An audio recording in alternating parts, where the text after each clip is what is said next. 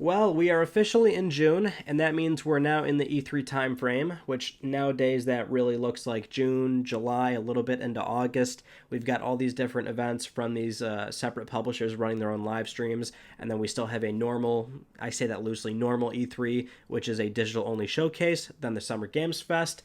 But despite all of that, we still don't have confirmation from Sony on if they're doing a long form live stream of, say, upwards of an hour, a little over an hour long, something like that. We just had a state of play for Horizon. So, how will they be approaching PS5 news and their plans for the remainder of 2021 moving forward? Let's discuss. That seems to be the big question right now for a lot of people. It's one that we've discussed recently on LTPS, but it's a matter of how will Sony deliver news moving forward, because we all know there's not really a shortage of things for Sony to talk about here, whether it's game announcements, trailers for games that we already know about, release dates, all that stuff. The things that we normally see during the E3 June timeframe, right? Where we need to learn about these things for not only the second half of this year, but even the next calendar year, which would be 2022 in this case. But people, a lot of fans, consumers, they're looking for that familiarity. So when it comes to all these other publishers and developers that have announced these live stream events, that's something where it's like, okay, what about Sony? Because whether it was a E3 press conference, which they stopped doing in 2018, or nowadays a long form live stream, people are looking for Sony to announce something like that. And it's gotten to the point where we had the State of Play for Horizon, which that's a big marquee title for PlayStation 5, which you would think would be a part of a long live stream. So it seems a little bit strange that that happened. And then we had another example where we have a rumor regarding Final Fantasy Origin, which seems to be a PlayStation 5 exclusive, where Sony's getting very close to Square Enix. So that would also be something where why wouldn't Sony want to announce that on their terms, as in a part of a long form live stream? So I've got some reservations. It could very well be a bunch of smaller state of plays sprinkled in with PS blog write-ups, or we could still get the normal hour-long live stream, which preferably that would still be great to have. But regardless of that, they are going to start talking very soon about a number of things, so let's go over that. So for PlayStation Studios, Horizon Forbidden West, we did get that state of play. It was 14 minutes of gameplay, very juicy. There was a lot in there. We got a good amount of that game, but that is still on track for this year, which you would think is probably going to be a holiday 2020 game if it does end up shipping on time. So we know that there's an update coming for that very soon, and that could look like a story trailer. It could be another deep dive on a different part of the game, but we're looking for that release date, and that should be coming soon. Now, Gran Turismo 7, this is also a title where this was delayed to 2022, and that's fine because we already had gameplay for it. It seems like this is the most encouraging timetable we've ever had for a Gran Turismo game so far, or at least in recent years, of course, right? So PS3 and then to PS4, that was a little rough, but we should have a Gran Turismo title very early into this PlayStation life cycle, so that's good, and it's something where we could definitely see more of this. It could be gameplay, it could be showcasing different modes, or whatever the case may be, right? Something that a Gran Turismo fan would really like to see, and that would be appropriate to talk about fairly soon. Then God of War, of course. This is the big elephant in the room that I think many people would love to see more of. And the thing is, even if it doesn't launch this year, which we're all expecting that it probably won't launch this year, but even accounting for that, I mean, yeah, we should see more of it soon, right? We should see an actual reveal of it in some big way, because we only had a teaser. We've got 6 months out of the year left, and even if the game is, say, slated for Q2, Q3 of 2022, let's even push it further back, it would still be appropriate to see a good portion of the game, or some kind of a formal reveal where it actually includes some footage.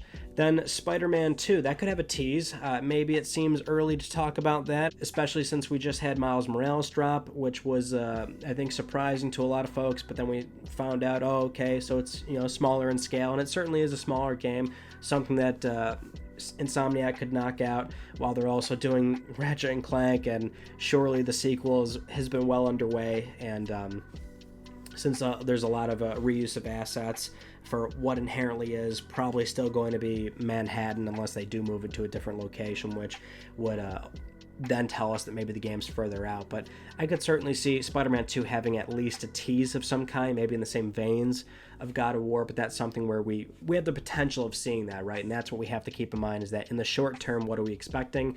And that's where we can move on to Naughty Dog. So Factions and The Last of Us remake. Now, we're not going to find out what Naughty Dog's true proper next project is. That's a long ways out, but Factions would certainly be probably the closest thing that we're looking at right now. This Last of Us remake, as far as we know, that was in early development. It goes back about 2018 when the Visual Arts Service Group formed that smaller internal team to start working on and evaluating a remake of their own, which would have been Uncharted. Then they switched to The Last of Us, and they had this to be a proof of concept project to do their own thing. This game doesn't have a whole lot of time in the oven, maybe, or maybe not enough. Depends on how many people are attached to this project, but they might want to coincide the release of this game with the HBO series, which that won't actually debut until late 2022, I think. They won't actually start filming that until July, so July of this year, and filming will go in to 2022, summer 2022. So if they want to coincide that, or at least have it relatively close, that might not be something that we'll find out or see a proper reveal of. Now, in terms of rumors, like we just mentioned, Final Fantasy Origins, that might be something where it's on Square Enix terms, so they'll announce it during their event. And we're also hearing in terms of rumors that there's going to be an alpha this summer to solicit player feedback. So we'll surely find out what that game is and what it's all about within the next few weeks. Death Stranding, the extended edition, this is a rumor we've been seeing for a while now. Apparently this game is done, sitting, ready to go, and it's just a matter of when we're going to see it. And this could be something where it's a very simple, it could be very well be a PS blog drop, but it's just, all we need is a 3-4 minute trailer, kind of like how we saw for Final Fantasy VII Remake Intergrade, where it's gonna showcase all the new enhancements, updates, the visual improvements, show us what story content is added, if there's any sort of gameplay modifiers that are added, and then also attach a release date to it. I think that's pretty simple and straightforward. But for Sony, we also know that there's a lot of timed exclusive games that we need to see more of, like Ghostwire Tokyo. This is the one that we definitely need to see more of. Deathloop, we've seen a good portion of. That's had a lot of trailers, actually. That's got a release date. It also had a couple of delays, but that is a game where it could show up once more in the news cycle. And then if we dial back again to Square Enix, because there's so much going on there, we're still looking at Forspoken, that's slated for next year, and then Final Fantasy 16. More details for that should be on the way, so there's a lot going on for Sony and Square Enix, depending on how these titles show up. Some could be at Square's event, some could be announced on Sony's side, but I'm sure that's already sorted out behind the scenes, and it's just a matter of when, not if.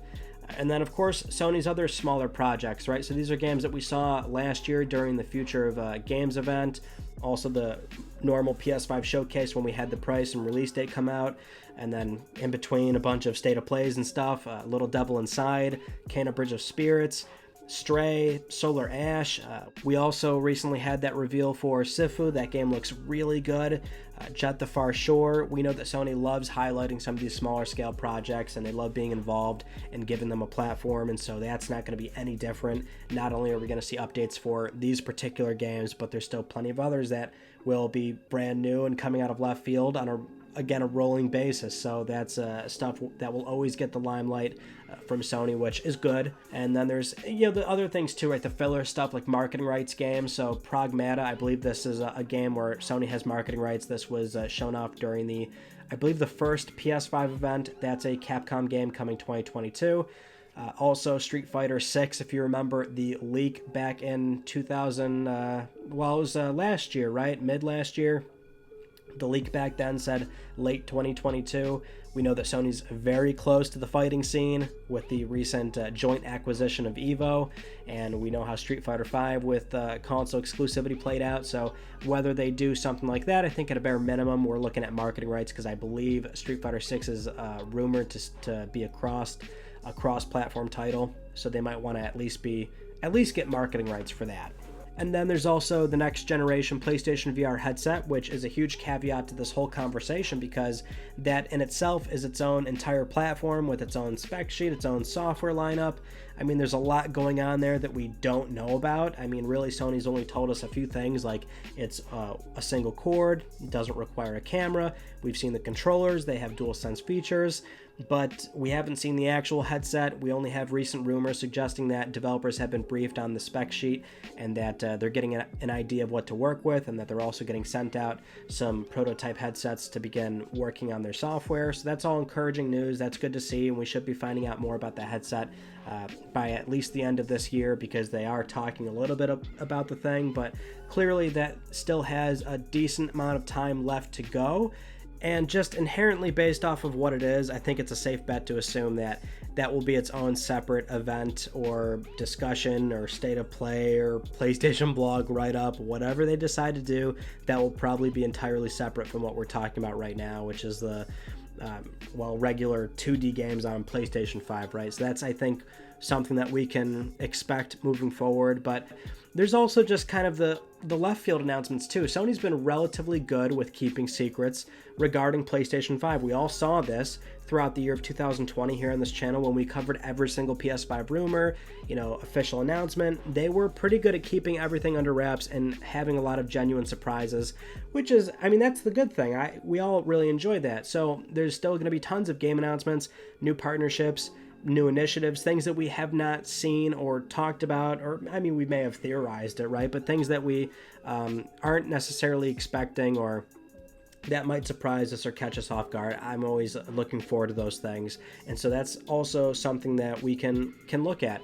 Then there's also service-based things like a revitalization of PS Now or continued support for PS Plus with maybe an expansion of the PS Plus collection, which our last update was that they're looking at it and evaluating if it would make sense to do something else with it beyond what they've done so far, which is let it sit there and just be a great customer acquisition tool for PS5. But I mean, they haven't had a problem selling PS5s, clearly. I guess it would be better to say customer acquisition for a PS Plus membership on PS5, which we know that the membership rate is quite high for PS5 owners, which is what they're looking for. And so it could be a mix of that with PS Now membership. I mean, I still think we should see a formal relaunch of PS Now, a huge major push in that regard. So who knows if they'll be doing that soon. But also, possibly they'll be talking about PlayStation 5's upcoming system software updates, because we do know, or we had a report rather, that we should be expecting that SSD expansion any day now, in fact. Sometime this summer was the rumor we had a few months back. And so even though we had our first major system software update last month or back in mid-April, and that actually introduced about 20 or so new features and fixes to the PS5's user interface. At the very minimum, we should be looking at that much sought-after SSD expansion, and that's also very important because we need Sony to inform consumers about what drives are okay to purchase, because some drives may not be compatible and they won't work right for PS5 software. So before you drop $200-something on a 1 terabyte M2 drive, this is it's much needed for Sony to start talking about this and also enabling this feature. But having said all this, that is for the most part what we should be expecting within the next 6 months and into 2022. The kind of things that you would have announced now, the halfway point of the current year. So that's why we may not be talking about developer X, Y, and Z, or rumor that we discussed on LTPS, where it's clearly a project that is years away. So we're just focusing on things that we'll see in the short term, like the Grand Theft Auto Expanded and Enhanced Edition, which is launching November. So that's also another thing where, from Sony's point of view with that partnership, they could probably talk about and properly display that. So short term, that is also another project we could be looking at. Anyway, thank you so much for joining me in this conversation, and I'll see you on Friday for Let's Talk PlayStation, the latest PlayStation news. And if there is something that pops up in terms of a state of play or other major PS news that warrants discussion, we'll try and get a conversation up as quickly as possible, covering that news right away. Also, if you haven't yet, please subscribe for the best PlayStation news, reviews, and updates that are here on YouTube. You can also follow me on Twitter at Mystic Ryan, and that is it. I will see you all in my next video. You take it easy.